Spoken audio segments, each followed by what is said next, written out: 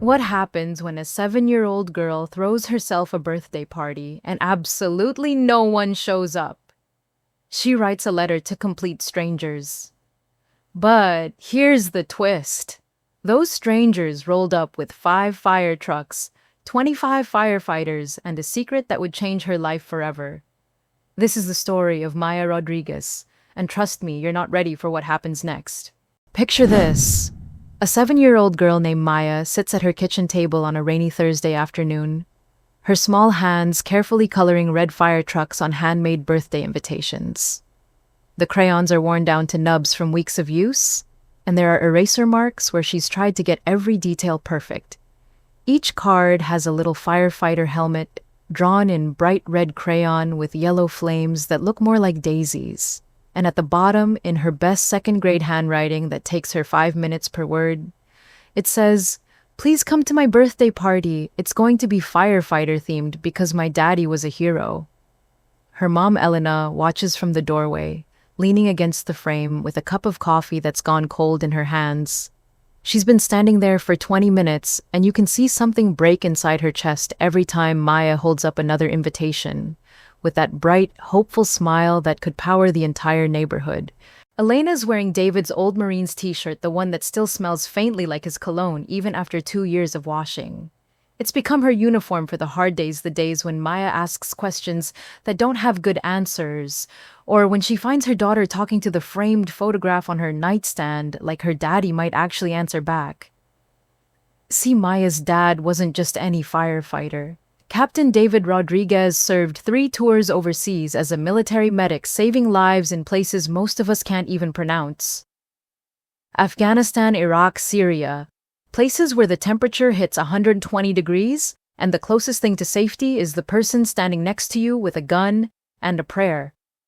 David had hands that could perform field surgery in the back of a moving truck, eyes that could spot an IED from 100 yards away, and a voice that could keep a 19-year-old soldier calm while Elena talked him through removing shrapnel over a crackling radio connection.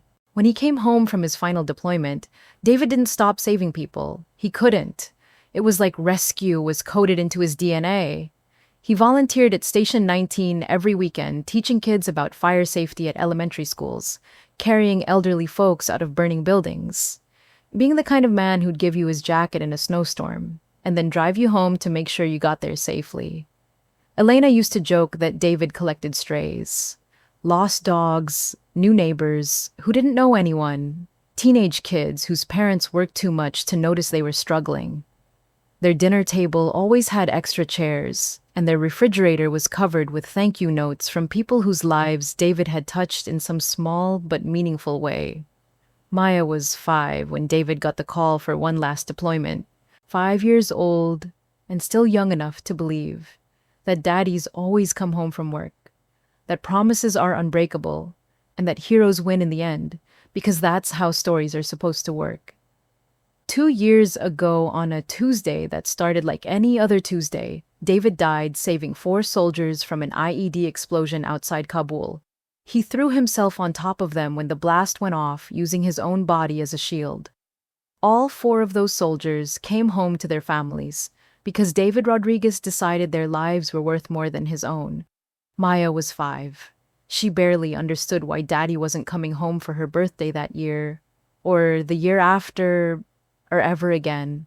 Elena had tried to explain death to a kindergartner, tried to find words that would make sense of something that didn't make sense to anyone, least of all a little girl who still set a place for Daddy at dinner and left drawings on his pillow. But here's the thing about kids. They hold on to hope in ways that would break your heart and inspire you at the same time. Maya never stopped talking about her daddy like he was still part of her daily life. She'd tell her teachers about how her daddy was a hero, tell grocery store clerks about how he saved people, tell anyone who would listen about how firefighters are the bravest people in the whole world. So when Maya's 8th birthday approached, she knew exactly what kind of party she wanted. Not princesses, not unicorns, not the latest cartoon character. She wanted firefighters, red decorations, fire truck cake, and invitations that would make her daddy proud. Maya spent 3 weeks making 25 invitations, working on them every day after school with the kind of determined concentration that 8-year-olds usually reserve for video games or ice cream. She colored each fire truck a different shade of red, from cherry to crimson to the deep burgundy she got by pressing so hard the crayon tip broke off. She drew little flames that looked more like flowers and firefighter boots that looked like rain boots.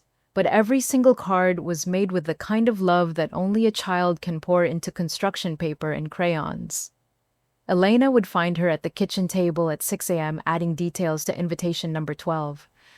Maya would be there again after dinner, carefully writing names on envelopes in her best cursive, the kind that takes 3 tries per letter and leaves indentations in the paper underneath. "Mommy, do you think Mrs. Patterson will like her invitation?" Maya asked one evening, holding up a card where she'd drawn extra flowers around the fire truck. "I think she'll love it, sweetheart," Elena said, though her stomach twisted with worry.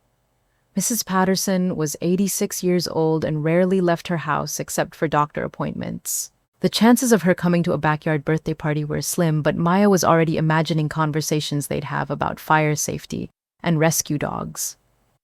Elena drove her to school every morning that week, watching Maya hand out invitations to classmates who barely looked up from their phones. Kids who'd never spoken to Maya suddenly had these carefully crafted cards thrust into their backpacks with a shy, "I hope you can come. We're going to have fire truck cupcakes and everything." There was Jessica Martinez, who sat 2 seats away in math class and always had perfect hair. Maya had spent an extra hour on Jessica's invitation, drawing tiny hearts around the fire truck because she'd heard Jessica say she liked hearts. There was Tommy Chen, who was the fastest runner in 2nd grade and had never noticed Maya existed. Maya gave him an invitation with racing flames and told him they could pretend the fire trucks were race cars if he wanted. There was Sarah Williams, whose mom always packed the fanciest lunches and drove the newest car in the pickup line. Maya had drawn a ladder truck on Sarah's invitation because she thought it looked the most impressive. But it wasn't just school. Maya insisted they deliver invitations to every house on their street, approaching each front door with the fearless confidence of someone who still believed the world was fundamentally good and people were fundamentally kind. Mrs. Patterson next door got one delivered with a small bouquet of dandelions Maya had picked from their yard. The family with the loud dog 2 houses down got theirs slipped under their door with a note that said, "Your dog can come too if he wants." Even the teenagers who revved their motorcycles at midnight got invitations because Maya had heard Elena say they were just kids who needed direction, and Maya figured a firefighter party was exactly the kind of direction they might need. Elena posted about the party on every neighborhood Facebook group, every local parent forum, every community bulletin board she could find. She made a cute little video of Maya explaining why firefighters were so important to her, why she wanted everyone to come celebrate with her. Maya stood in their backyard wearing David's old fire department t-shirt that hung down to her knees, talking earnestly into Elena's phone about how her daddy was a hero and how firefighters never give up on people. The video got 47 likes and 12 comments, mostly from Elena's coworkers saying, "So sweet," and "What a precious girl." Elena shared it 3 more times, tagged every parent she could think of, and sent personal messages to the mom she'd met at school pickup. And then came Saturday, the day of the party. Elena had spent the entire night before transforming their modest backyard into what she hoped would look like firefighter headquarters. She hung red streamers from the fence, from the trees, from every possible surface.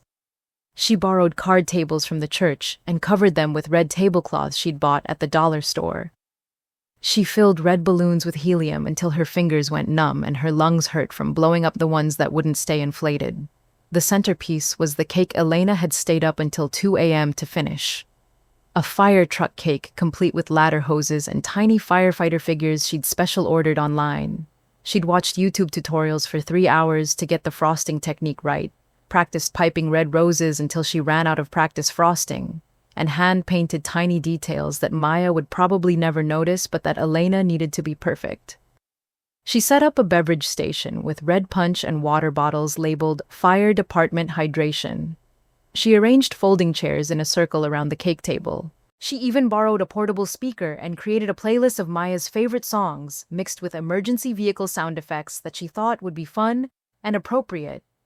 The party was supposed to start at 2 p.m. Maya put on her favorite red dress, the one with tiny flowers that Elena had bought for Easter, but that Maya saved for special occasions. She paired it with the little firefighter hat Elena had found at a costume shop, red tights that she'd insisted on, even though it was 78 degrees outside, and her best black shoes that she'd polished herself with a paper towel and some of Elena's face moisturizer. Maya stood by the back door at 1:45, 15 minutes early, watching through the glass for the first guest to arrive. She'd arranged and rearranged the party favors 17 times, making sure each red bag had exactly the same number of plastic firefighter toys and candy. She'd tested the emergency vehicle sounds on Elena's speaker to make sure they were loud enough but not too scary for younger kids. "Do I look okay, Mommy?" Maya asked for the 5th time, smoothing down her dress and adjusting her firefighter hat. "You look perfect, sweetheart, like the daughter of a hero should look." 2:15 p.m. No one. Maya pressed her face against the glass door, scanning the backyard like guests might materialize out of thin air. "Maybe they're just running late," she said, but her voice had that careful tone kids use when they're trying to convince themselves of something they're starting to doubt. "Maybe they're just running late, sweetheart," Elena agreed, checking her phone for texts that never came missed. Calls that hadn't happened, any sign that people were on their way, or at least thinking about coming. 2:30 p.m., still no one. Maya moved to the front window, pressing her nose against the glass, and leaving little smudges that Elena didn't have the heart to wipe away. "Do you think they forgot Mommy?" she asked, her small hand splayed against the window, like she could summon guests through sheer will. Elena's stomach started twisting into knots she didn't know existed.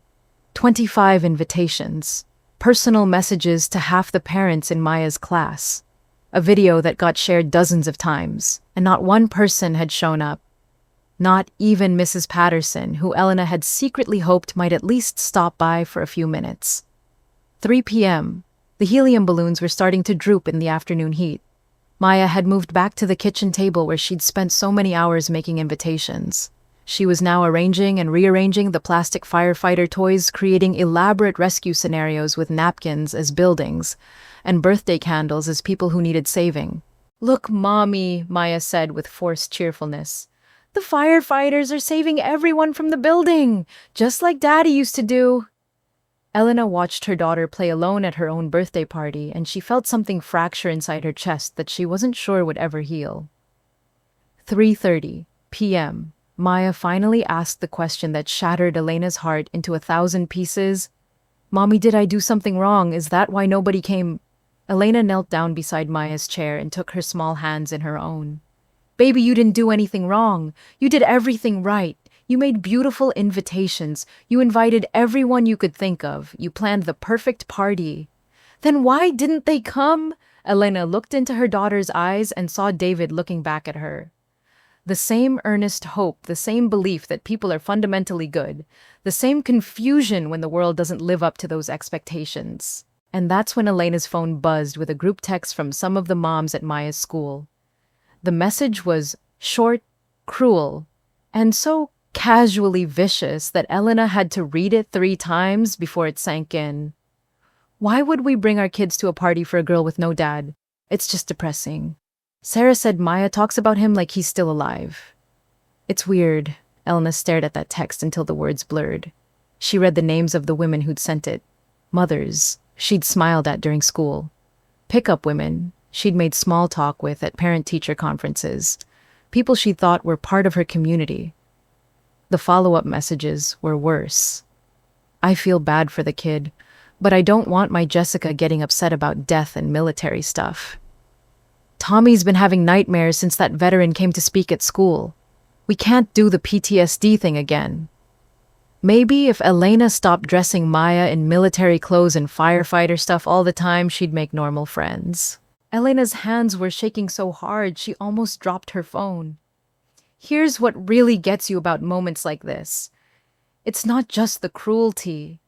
It's how casual it is. How easily people can dismiss a child's entire world with a group text message. How quickly adults can decide that a little girl's grief is inconvenient for their own comfort. She looked back at Maya, still standing by the window in that red dress and firefighter hat, still believing that any minute now, friends would start arriving to celebrate with her. Elena realized she had a choice to make. She could tell Maya the truth about why no one came. She could let her 8-year-old daughter carry the weight of other people's heartlessness. She could explain that some people are afraid of sadness, afraid of military families, afraid of anything that reminds them that bad things can happen to good people. Or she could find a way to protect what was left of Maya's innocence. Elena chose protection. "You know what, sweetheart?" Elena said, walking over to Maya and kneeling down beside her. "Sometimes the best parties are the ones with just the people who matter most." But Maya wasn't buying it. Kids have this radar for when adults are trying too hard to make everything okay when the cheerfulness is forced and the explanations don't quite add up. "Mommy," Maya said, and her voice was so small it could break you, "do you think Daddy would be sad that no one came to my party?" And that's when Elena saw her daughter's lips start to tremble.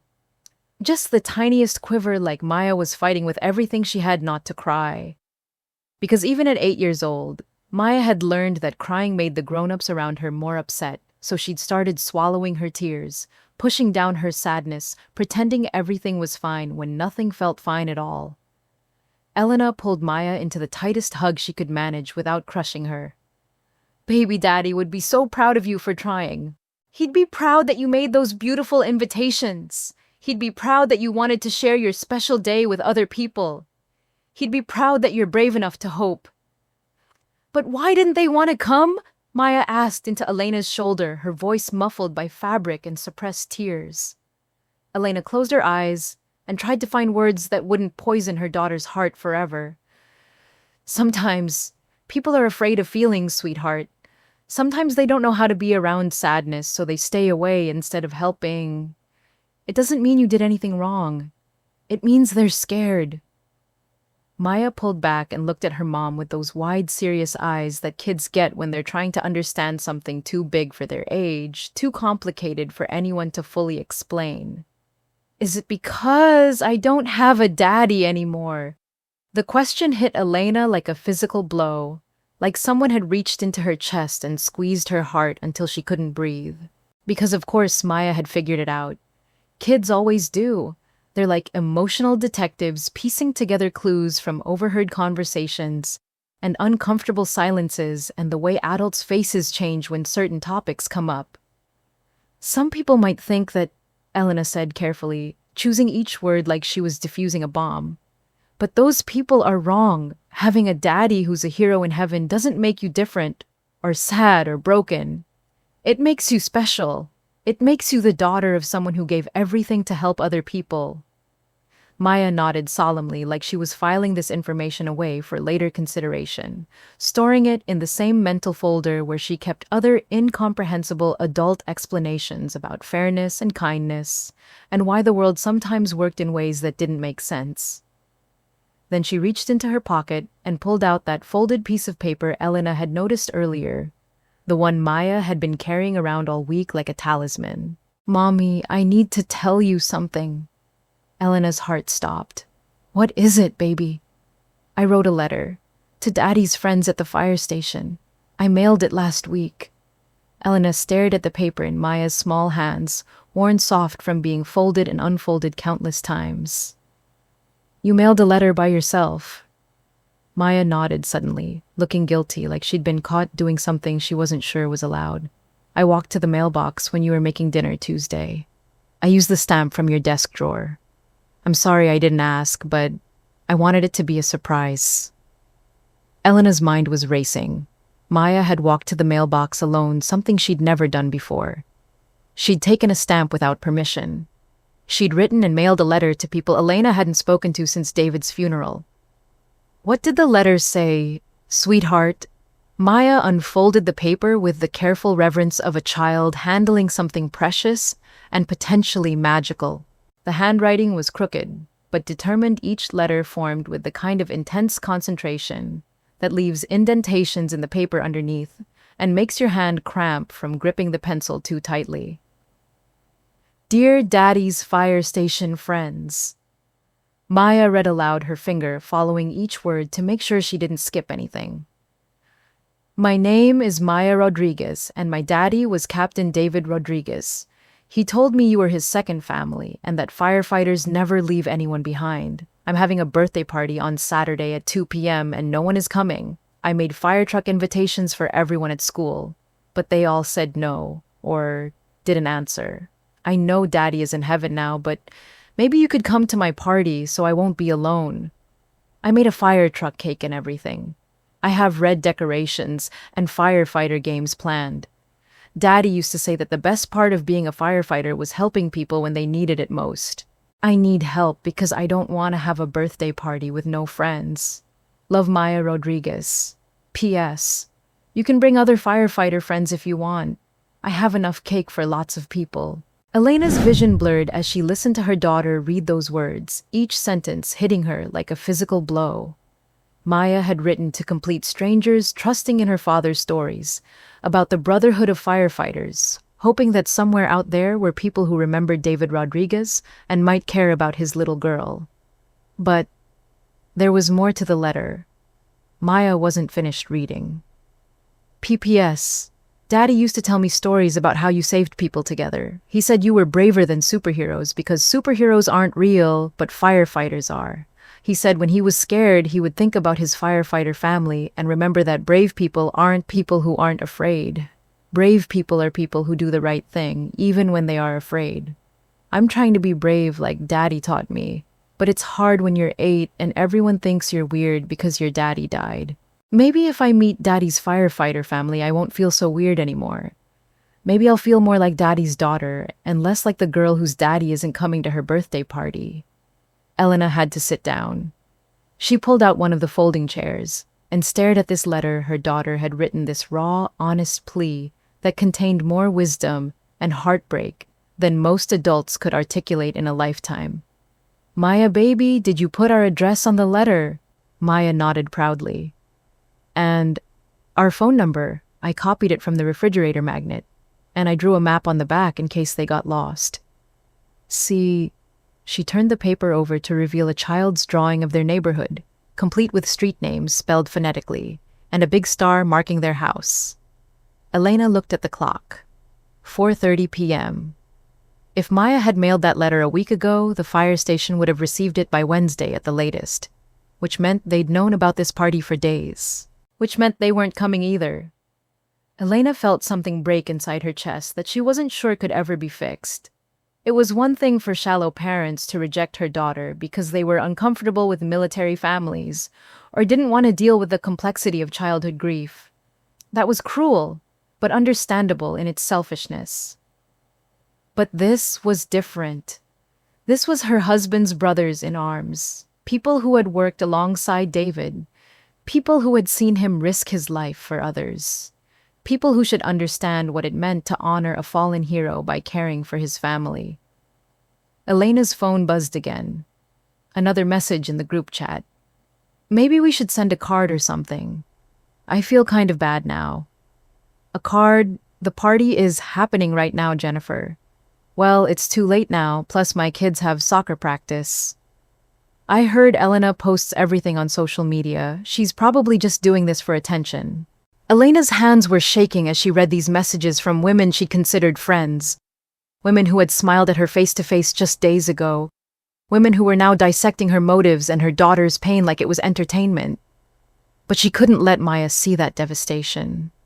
Not now, not when her daughter was still holding on to that letter like it contained magic, like it was a direct line to her father's world. That was very thoughtful of you to write to them, Elena said, her voice somehow steady despite the chaos in her chest.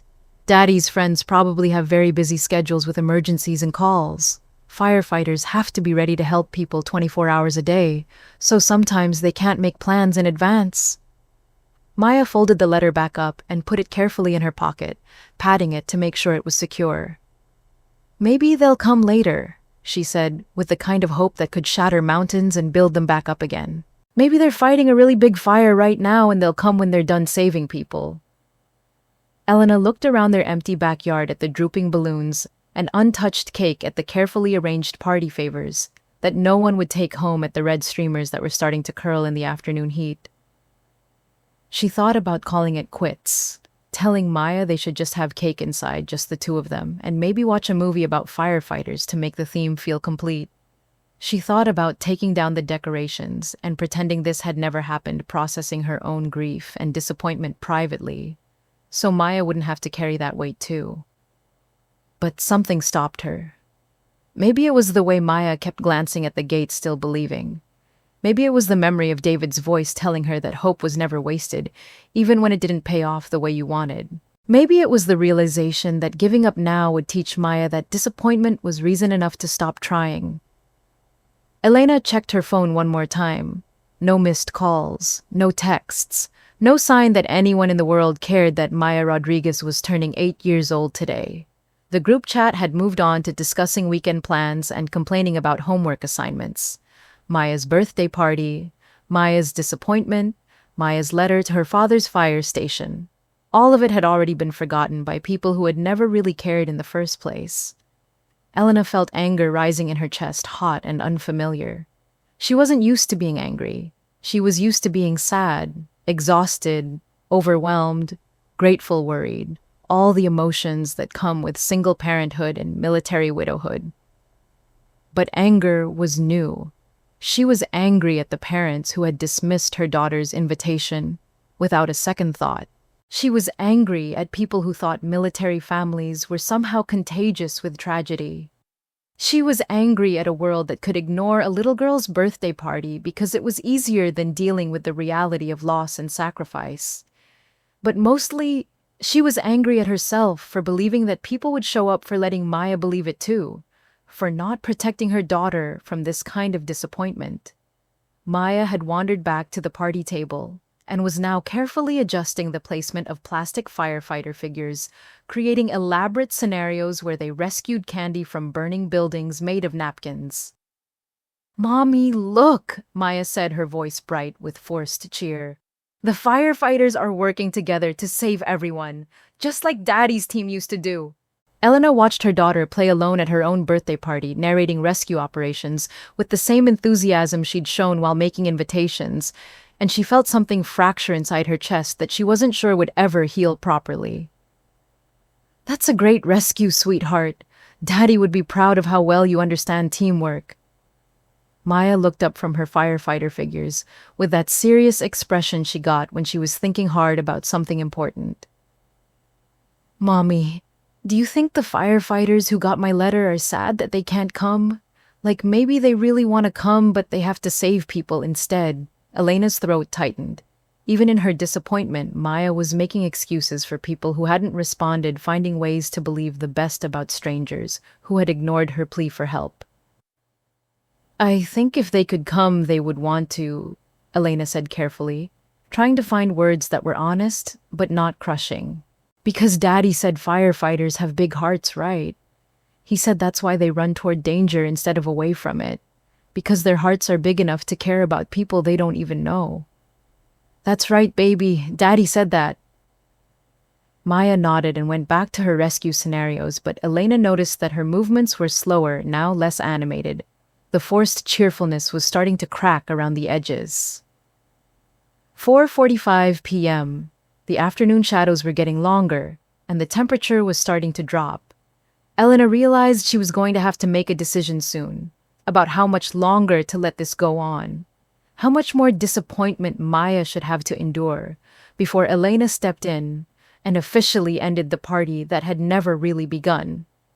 She was mentally rehearsing what she would say, something about firefighters being busy about small parties, being more special about cake tasting better when it was just family, when her phone rang. But then, at exactly 4:47 p.m., something extraordinary happened.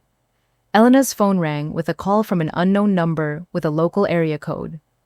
Her heart was beating so hard she could hear it in her ears as she answered, half expecting it to be a telemarketer or wrong number, someone calling to deliver more disappointment to a day that already had more than enough. "Hello." Ma'am, is this Elena Rodriguez, Captain David Rodriguez's wife? The voice was gruff, weathered like someone who'd spent years breathing smoke and shouting over sirens and dealing with emergencies that required calm authority in the face of chaos. Elena's breath caught in her throat. Yes, this is Elena.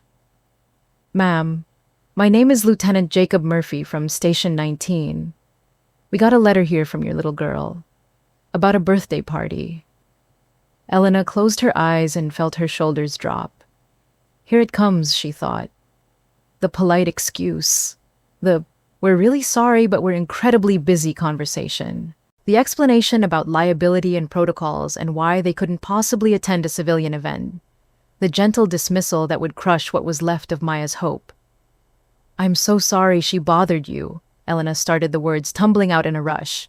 "She mailed that without asking me, and I know you all must be incredibly busy with real emergencies. I should have contacted you myself to explain that she's just a little girl who misses her father and doesn't really understand how these things work." "Ma'am, stop right there." The firmness in his voice made Elena pause, made her realize she'd been apologizing for something that maybe didn't need an apology. "You need to understand something. We've been trying to call you for 3 days. Your daughter's letter has been sitting on our captain's desk since Wednesday, and every single person in this firehouse has read it at least twice. Some of the guys have read it so many times they could recite it from memory. Elena felt something shift in her chest, like a door she'd thought was permanently closed had just creaked open.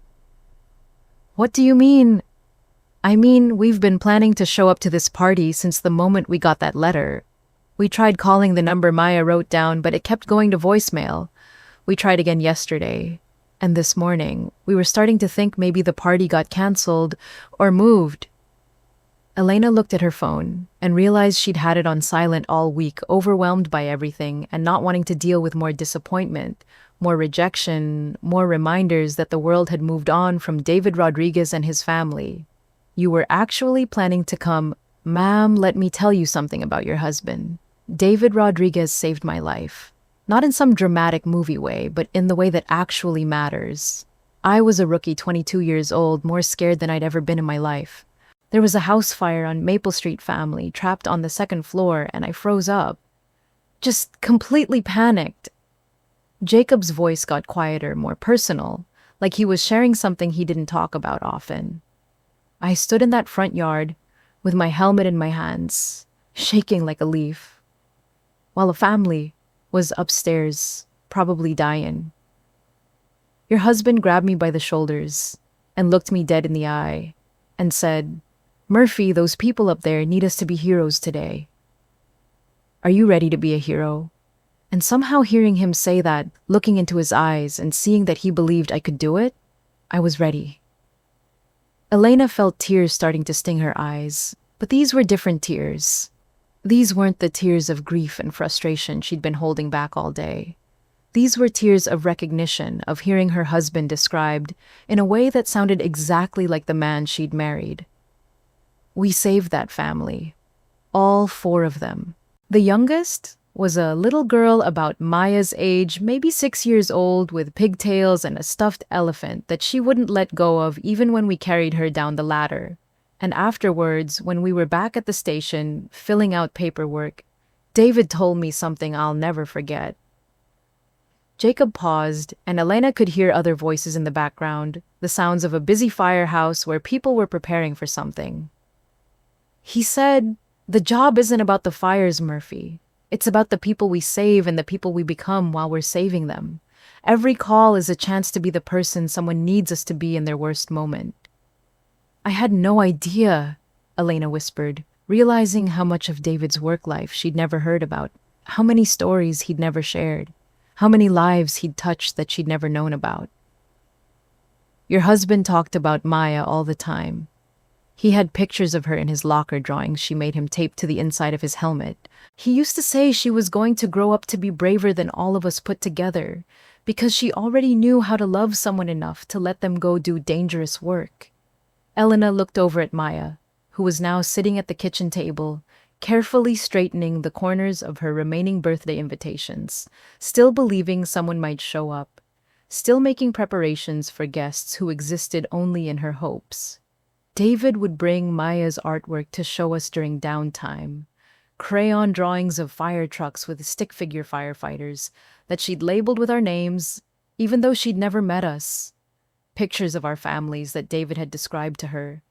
She drew my wife Carol wearing her nurse uniform and she'd never even seen a photo.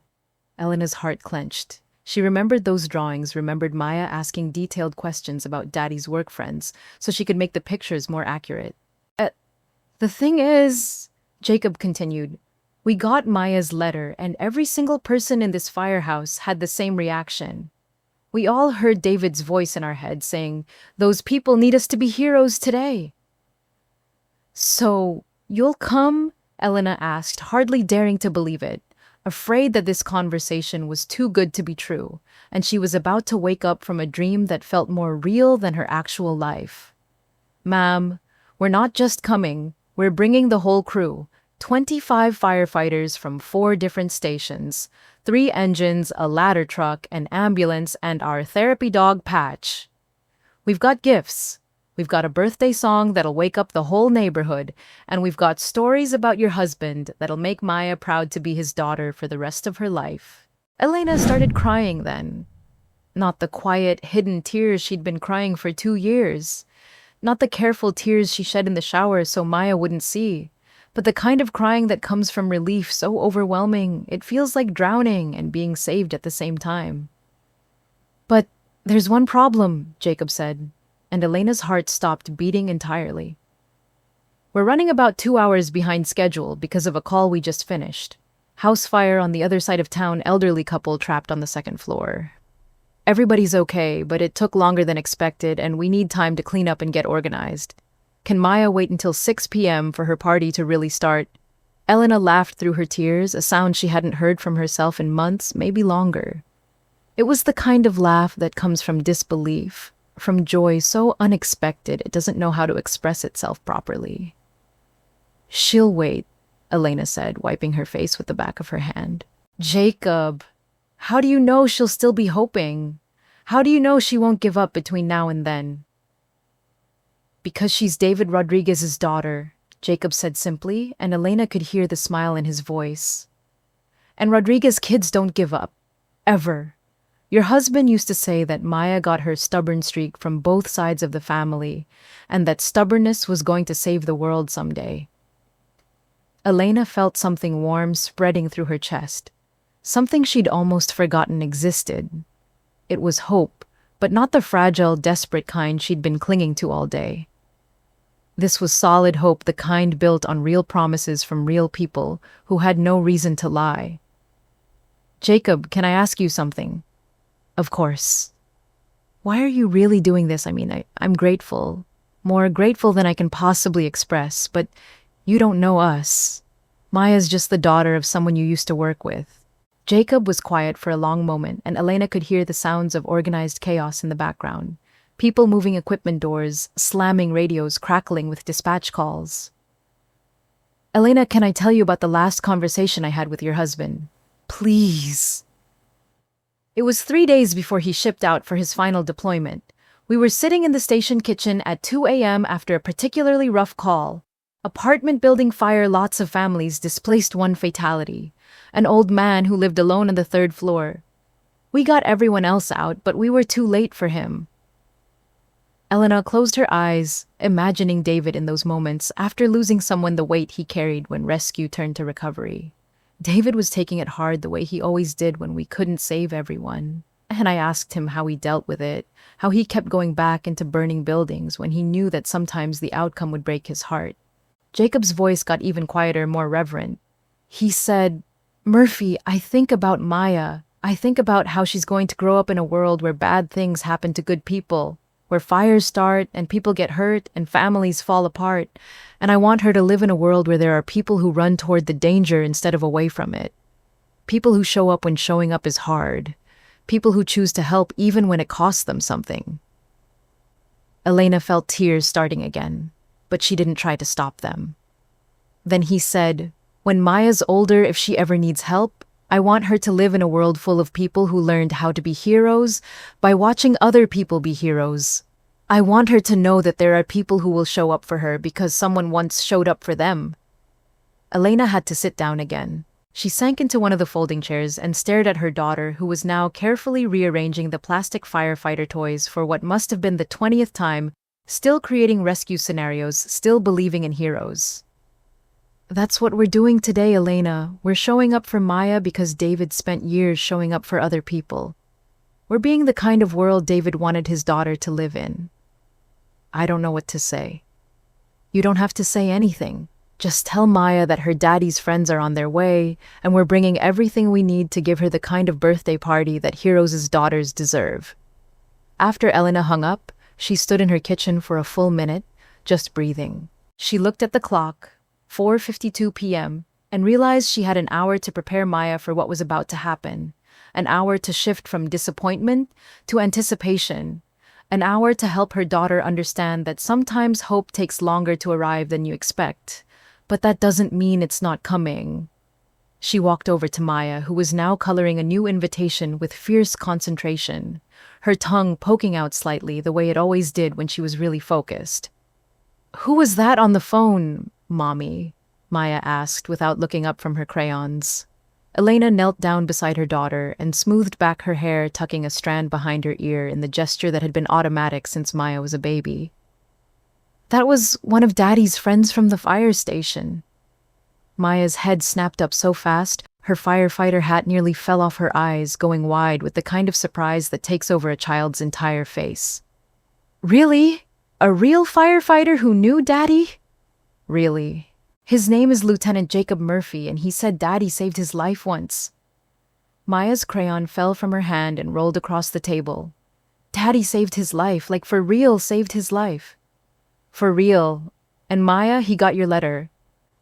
Maya's entire body went still, like she was afraid that moving might make this moment disappear. "He got my letter, the one I mailed to the fire station. He got it, sweetheart, and he read it, and every single firefighter at his station read it too." Maya's eyes filled with tears, but they were happy. Tears, excited tears, the kind of tears that come from dreams turning real. "Are they coming to my party?" Elena smiled, and for the first time in 2 years, it felt completely real, completely honest, completely full of genuine joy instead of forced cheerfulness. "Baby, they're not just coming to your party, they're bringing the party to you." Maya dropped her crayon and threw her arms around Elena's neck with such force that they both nearly fell off the chair. "I knew it," she whispered fiercely into Elena's ear. "I knew Daddy's friends wouldn't forget about me. I knew firefighters never leave anyone behind." Elena held her daughter and felt something healing in her chest, something that had been broken for so long she'd forgotten what it felt like to be whole. "How many firefighters are coming?" Maya asked, pulling back to look at Elena's face. 25, Maya's mouth fell open. 25? That's more than my whole class. And they're bringing fire trucks. Real ones. Fire trucks to our house. 3 engines, a ladder truck, and an ambulance. Maya looked like she might faint from pure excitement. "Mommy, is this really happening? Or am I dreaming?" Elena kissed her daughter's forehead and tasted salt from her own tears. "It's really happening, sweetheart, but they won't be here until 6 o'clock because they just finished fighting a real fire and saving real people. They were saving people today, while I was waiting for my party." "That's what firefighters do, baby. They save people first and then they celebrate." Maya nodded solemnly, like this made perfect sense to her, like of course heroes would prioritize rescues over birthday parties. "So we have to wait a little longer. We have to wait a little longer." Maya jumped up from her chair and started pacing around the kitchen with the kind of restless energy that comes from excitement too big to contain in one small body. "Mommy, I need to get ready. I need to make sure my firefighter hat is on straight. I need to practice what I'm going to say when I meet them. I need to make sure Daddy's picture is where they can see it." Elena watched her daughter transform from dejected birthday girl to excited hostess in the space of 30 seconds, and she realized that this was exactly what David would have wanted. Not just the party, Not just the attention from his colleagues, but this moment of Maya understanding that there were people in the world who remembered her father and cared about his family. Maya, slow down a minute. We have an hour. That's plenty of time to get ready. But Maya was already running toward her bedroom, calling over her shoulder, I need to find my best dress. The red one isn't fancy enough for 25 firefighters. Elena followed her daughter down the hallway, listening to Maya's excited chatter about everything they needed to do to prepare for real firefighters with real fire trucks, and she realized something profound. Sometimes, the family that shows up for you isn't the one you were born into or the one you thought you could count on. Sometimes it's the one that chooses you, the one that remembers love even after the person who connected you is gone, the one that understands that honoring the dead means caring for the living they left behind. Maya's real party was about to begin. And Elena finally understood what David had meant when he used to say that the job wasn't about the fires. It was about the people you save and the people you become while you're saving them. Today, Maya had saved 25 firefighters by reminding them why they became heroes in the first place. And they were about to save her right back. What Elena didn't know was that the moment Jacob hung up the phone, Station 19 transformed into something that looked like mission control for the most important rescue operation they'd ever undertaken. Jacob walked into the main bay, where most of the crew was cleaning equipment after their last call, and he held up Maya's letter like it was a battle plan. Listen up, everybody. We've got a code red situation. 24 firefighters stopped what they were doing and turned to look at him. Remember? Captain Rodriguez, David Rodriguez from the volunteer crew. A chorus of nods and hell yes and best damn firefighter I ever knew filled the bay. Well, his little girl just turned 8 years old and she threw herself a birthday party today. Nobody showed up. Not one person. The silence that followed was the kind of silence that comes before something big happens. She wrote us a letter asking if we could come because, and I quote, firefighters never leave anyone behind. Our firefighter Tommy Martinez, a guy who looked like he could bench press a truck, raised his hand. When's this party, Lieutenant? In about an hour and 15 minutes. Then what the hell are we standing around for? And that's when Station 19 became a hurricane of activity.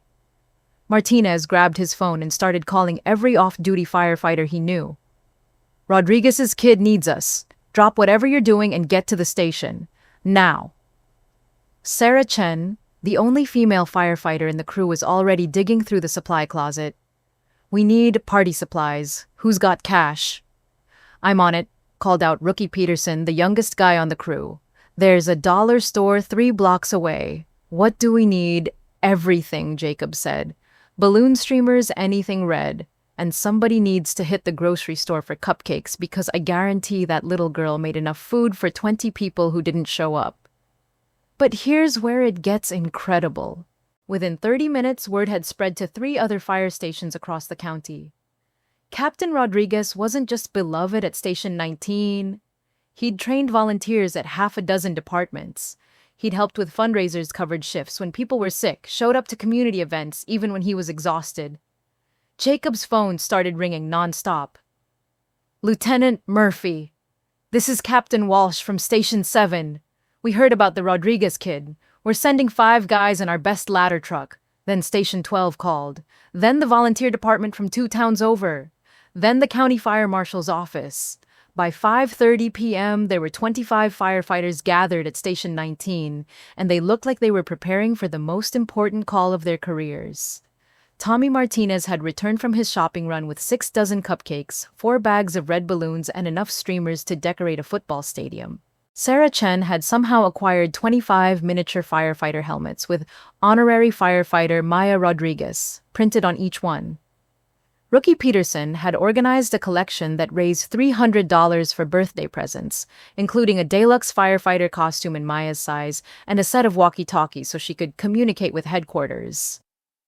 But the real magic happened when Captain Martinez from Station 7 arrived with Patch, their therapy dog.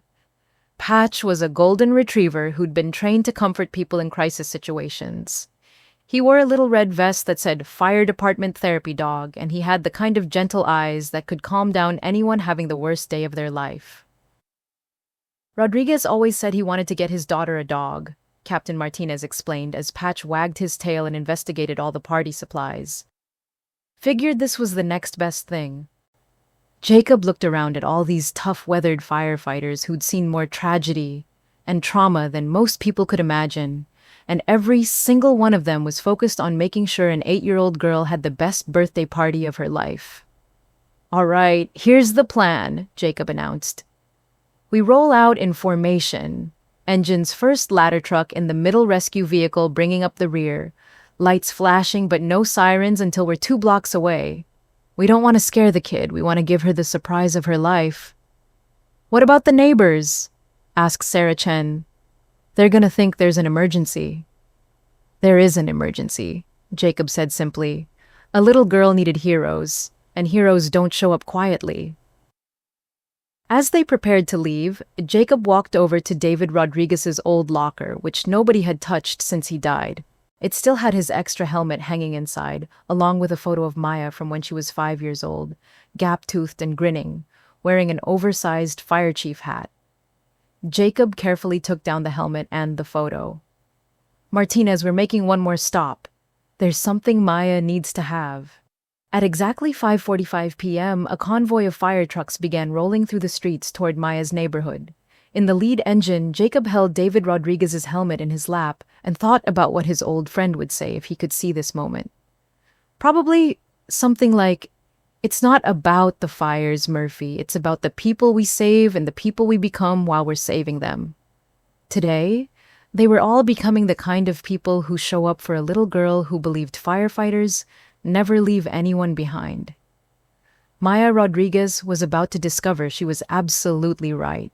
At exactly 6:02 p.m., Maya was sitting in her backyard at the little table Elena had set up, carefully rearranging the 8 birthday candles on her fire truck cake for the 100th time. She'd changed back into her regular clothes, but she still wore her firefighter hat. "Mommy, what if they change their minds?" she asked quietly. Elena was about to answer when they heard it. A low rumble in the distance like thunder that doesn't stop. Maya's head snapped up. "What's that sound?" The rumbling got louder and louder, until it was impossible to ignore that several very large vehicles were approaching their quiet suburban street. Elena felt her heart start racing because she could identify that sound now. Diesel engines, big ones. Maya jumped up from her chair and ran to the front gate with Elena right behind her. The first fire engine came around the corner like something out of a dream. Bright red chrome, gleaming emergency lights flashing in brilliant reds and blues against the early evening sky. But no sirens, just the powerful rumble of that diesel engine and the sound of air brakes as it slowed down. Maya's mouth fell open. "Mommy, is that for me?" But before Elena could answer, a second engine appeared, then a third, then a massive ladder truck that looked like it could reach the moon, then an ambulance, then another engine. 5 fire trucks lined up in front of Maya's house like they were responding to the biggest emergency of the year. Maya just stood there, frozen, watching as firefighters in full gear started climbing down from the trucks. Not the lightweight uniforms you see at parades, but the real deal. Heavy coats, thick boots, helmets, and equipment that looked serious and professional and absolutely incredible. The first firefighter to approach the gate was a tall man with graying hair and kind eyes who moved with the confident stride of someone who'd spent his life running toward danger instead of away from it.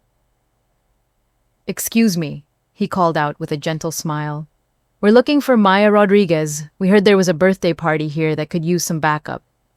Maya looked up at Elena with eyes so wide they took up half her face. "That's me," Maya whispered. "I'm Maya Rodriguez." Jacob knelt down so he was at eye level with her, and his voice became even gentler. "Maya, my name is Lieutenant Jacob Murphy. I was your daddy's friend." Maya's whole body went still. "You knew my daddy." "I sure did, sweetheart. Your daddy saved my life once. And today, your letter saved something in all of us." That's when Jacob reached behind him and pulled out David Rodriguez's firefighter helmet. It was worn from years of use with scuffs and scratches that told stories of real fires and real rescues. Maya's name was printed on the front in her father's careful handwriting. Your daddy wanted you to have this when you were old enough to understand what it means to be a hero. Maya took the helmet with both hands, like it was made of glass and gold. She looked at her name, written in her father's handwriting, and Elena watched her daughter's face transform from surprise to wonder to something deeper than happiness. This was really Daddy's. That helmet saved people, Maya, and your daddy always said the most important part of being a firefighter wasn't the helmet, or the truck, or the sirens. It was having a heart brave enough to help other people when they need it most. Maya put the helmet on her head. It was too big, and it tilted forward over her eyes, but she wore it like a crown. That's when Patch appeared beside Jacob, tail wagging, wearing his little therapy dog vest. Maya looked down at this beautiful golden retriever who was clearly there just for her, and she finally did what she'd been holding back all day. She started crying. Not sad crying, but the kind of overwhelming happy crying that happens when something impossible turns out to be real. Patch immediately sat down beside Maya and leaned against her leg, offering the kind of comfort that only dogs can provide. Maya, Jacob said softly, we brought some friends who all wanted to meet you. Is that okay? Maya nodded, wiping her eyes with the back of her hand. That's when 24 more firefighters approached the gate, and every single one of them was smiling like they'd just discovered buried treasure. Tommy Martinez stepped forward carrying a huge sheet cake decorated with fire trucks and "Happy Birthday Maya" in frosting letters 3 inches tall. Sarah Chen was holding a pile of presents wrapped in red paper. Rookie Peterson had a bag full of balloons that he started releasing into the sky. And Captain Martinez from Station 7 was carrying enough party supplies to celebrate the birthday of every 8-year-old in America. But here's what really got to Elena. Each firefighter had written their name and a message on their helmet. Messages like, "Your dad was our hero," and "Maya Rodriguez, future fire chief," and "Rodriguez strong." They formed a circle around Maya in her backyard, these tough professionals who'd seen everything the world could throw at them. And they sang "Happy Birthday" in voices that could probably be heard 3 blocks away. But it wasn't just the singing. After they finished, Jacob asked Maya if she wanted to hear some stories about her daddy. For the next hour, these firefighters took turns sharing memories that painted a picture of David Rodriguez as someone who was exactly the kind of father Maya should be proud to have had. Tommy Martinez told her about the time her dad spent his entire day off teaching a scared rookie how to tie proper knots, staying patient and encouraging even when the kid messed up for the 20th time. Sarah Chen described how David always brought homemade sandwiches to share during long shifts, and how he'd talk about Maya constantly showing pictures to anyone who'd look. Captain Martinez shared how David had organized a toy drive every Christmas, making sure every child in their district had presents, and how he'd always say, "A community that takes care of its kids is a community worth protecting."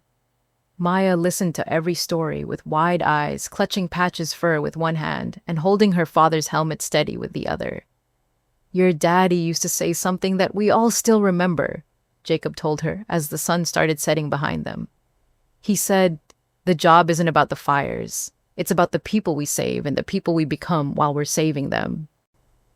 Jacob looked around at all the firefighters gathered in Maya's backyard, then back at her. "Today, Maya, you saved all of us. You reminded us why we do this job. You reminded us that heroes come in all sizes, and sometimes the bravest thing you can do is write a letter asking for help." Maya smiled a real smile that reached all the way to her eyes, and for the first time in 2 years, Elena felt like her daughter was exactly where she belonged. What happened next was pure magic. Maya's backyard transformed from the site of the loneliest birthday party in history to the kind of celebration that kids dream about and adults never forget.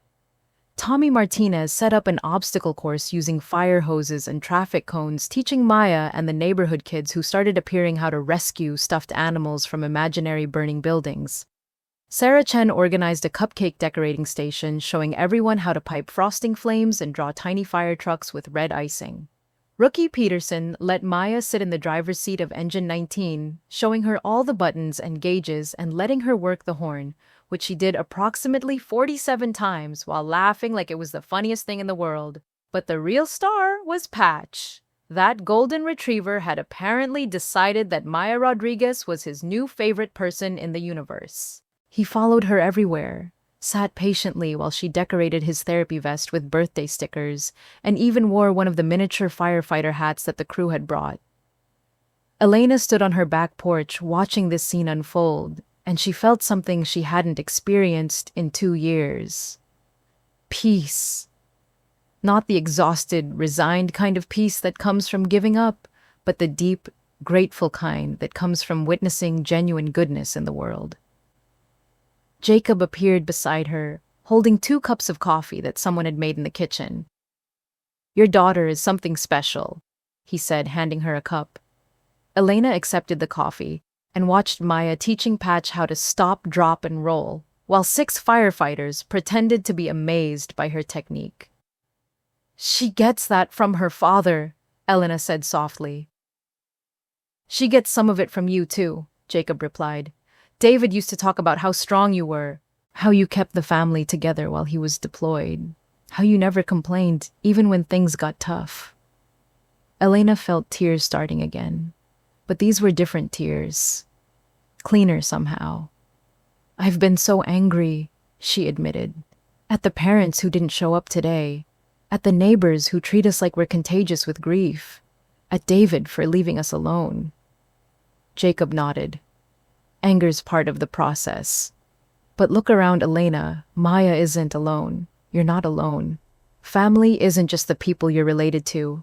Sometimes it's the people who show up when everyone else finds excuses to stay away. Elena looked at him, this man who'd organized an entire fire department to make her daughter smile, and she realized he was right. "Why did you all do this?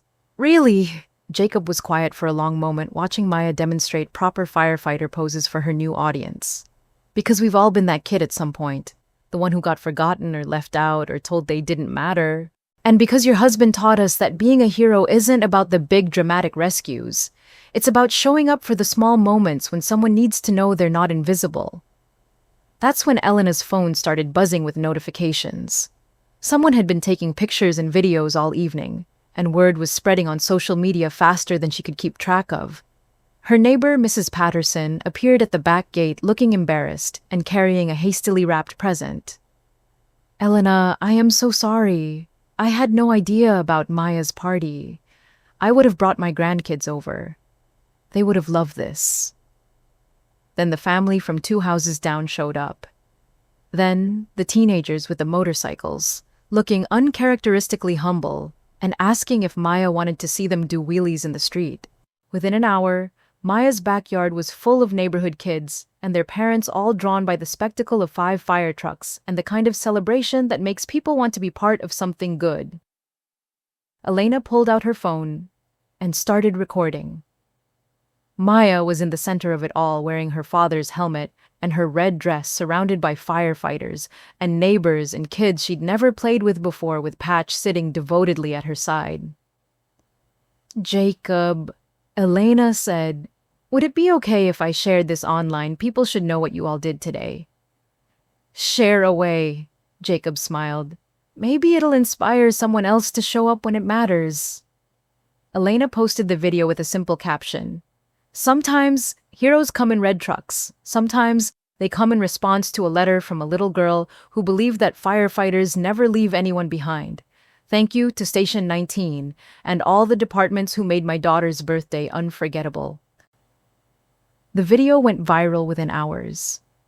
Comments poured in from people sharing their own stories of unexpected kindness, firefighters from other states promising to remember Maya's lesson, parents planning better ways to include lonely kids in their communities. But Elena barely noticed the online attention. She was too busy watching her daughter experience what it felt like to be the center of something wonderful. As the evening wound down and the firefighters began packing up their equipment, Maya ran over to Jacob one more time. "Lieutenant Murphy, will I see you again?" Jacob knelt down and adjusted her firefighter helmet, which had slipped sideways again.